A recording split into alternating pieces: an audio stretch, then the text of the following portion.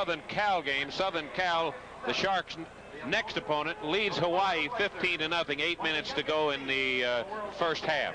That's the game that was held up out in California to get the large crowd in the stadium. Southern Cal and Birmingham are supposed to be two of the best teams in the league, and New York came from behind, or Birmingham came from behind tonight to beat New York 32-29. They were down 29-10 at one point.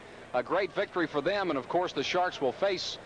They were trailing at one time 29-3, not only 29-10. You're down 26 points, you come back to win. That's an effort. How good is Ramsey? We may find out. He kicks the field goal and punt with 54 seconds left to go, tied up. They most certainly would go for the field goal and a win if they can't keep a drive going. 1st and 10 from the 41, only 54 seconds to go. It's tied 22-all. Virgil Carter trying to get his team in scoring position. He throws again, almost intercepted, but it's complete. Down inside the 20-yard line. Alvin Wyatt finally knocked Luther Palmer out of bounds. I think it was Koppenbarger that went for the interception and did not get it. Take a look at it on the replay. We'll see. It was almost an interception. Virgil Carter throwing. Koppenbarger went for the interception, couldn't get it. Alvin Wyatt avoided the block and put Luther Palmer out of bounds. So the ball is at the 18 with 45 seconds to go. It took a seasoned veteran like Alvin Wyatt to get away from the block, or that might have gone in for the 7 points. And the fans are cheering, go, go, go, with the ball at the 18, 45 seconds to go. Virgil Carter under center, out of the eye. Wyatt with a football, and he is pounded, and a flag goes down. Let's see what the penalty will be against which ball club.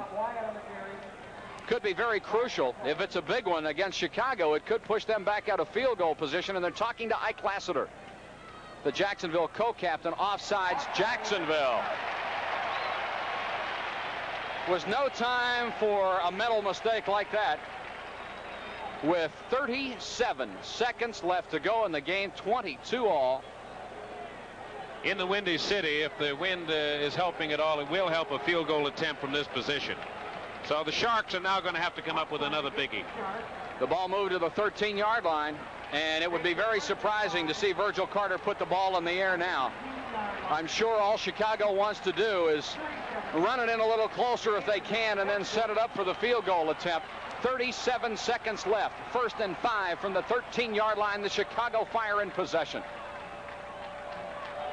The give to Keller straight up the middle. He's inside the 10 to the 8-yard line. The clock is turning with 29 seconds. And now they'll stop it with 28. The Sharks need the big defensive play right now.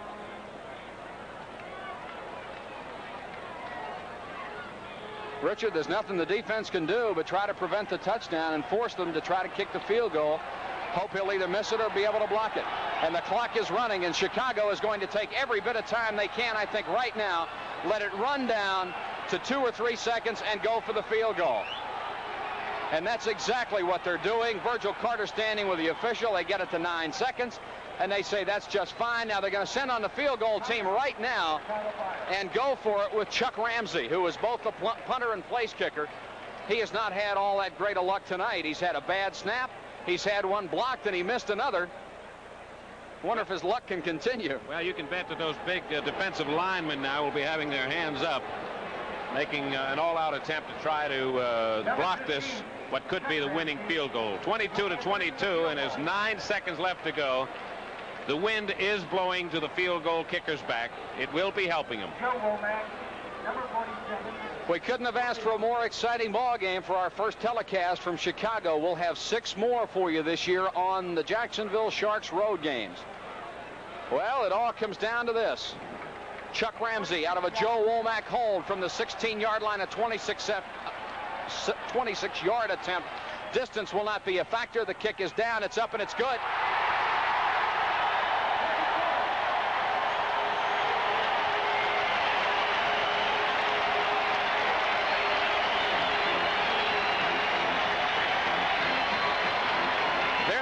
Or anything. Chuck Ramsey, number 15, put it dead center between the uprights. You'll see it again. Womack puts it down dead center through the uprights. 25-22, the Chicago Fire. Quite a football game. This is typical of the action you're going to be seeing all season long, as the Sharks here have played quite a football game of coming back. There have been a lot of costly mistakes on both parts here, but Carter had the two big third down key plays in that drive on long yardage to set it up. Well, it comes down to this. There are 6 seconds left on the clock. Chicago will kick off. Jacksonville needs to run it back, and don't be surprised to see number 15, Chuck Ramsey, just try to squib one. They would rather not see Bubba Thornton, number 13, or number 41, Alvin Wyatt, get their hands on the football with a chance to bring it back, because last week Wyatt ran back a punt 87 yards for a touchdown. One last chance for Jacksonville, and Chuck Ramsey is teeing it up. And he's teeing it up right instead of on its side, so we'll have to wait and see what he'll do. A 94-yard drive for the Chicago Fire. Ramsey approaches the ball, and he'll kick it high and short. Alvin Wyatt will take it at the 20. He's got to go 80 yards. He starts off the left sideline, cuts back, stumbles, and he won't do it. He got to the 42, and it's all over.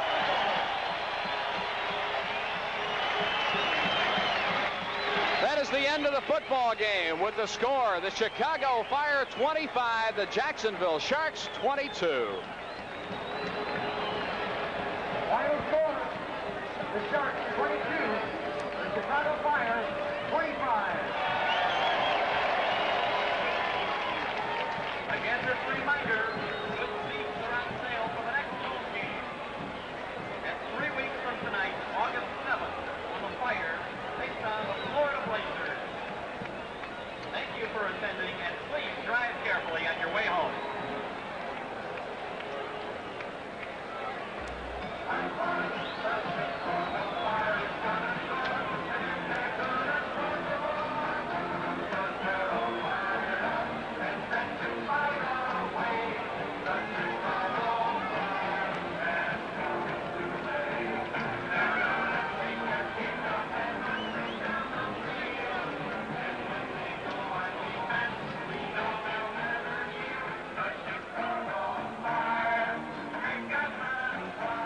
Well, they're happy in Chicago as the Fire has won its second straight game, 25-22 over the Jacksonville Sharks.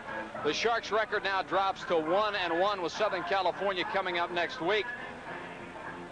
The Sharks came back to tie it in the third quarter. It was 15-8 at the half. Ricky Lake scored to make it 15-15 on a great individual effort. The point after the action point was no good. Bubba Thornton scored on a Kay Stevenson pass over the middle with 11:44 left to make it 22-15. But Mike Keller, the Fire fullback, scored his second touchdown of the night, a 1-yard plunge to tie it at 22 all. And then with only 6 seconds left in the ball game, Mike Ramsey kicked his first field goal of the night after 3 unsuccessful attempts, 1 on a bad snap, 1 was wide, and 1 was no good. This one, when it counted, he put it straight through the uprights, and the Chicago Fire has beaten the Jacksonville Sharks 25-22. Well, a 94-yard drive, something we didn't expect to see, but you can't take anything away of the caliber of play. There are some mistakes, but I'll tell you one thing, there'll be more excitement when Jacksonville meets Southern California next Wednesday, and then we'll be the following Wednesday in New York as the Sharks play New York. It looks like there's a lot of balance in the league, so one loss can't hurt on a 20-game schedule. And if you want pro football at its best, be in the Gator Bowl next Wednesday when the Sharks are home. Final again, Chicago 25, Jacksonville 22. On behalf of our entire broadcast crew and Dick Stratton, this is Mike Patrick from Chicago. So long, everyone.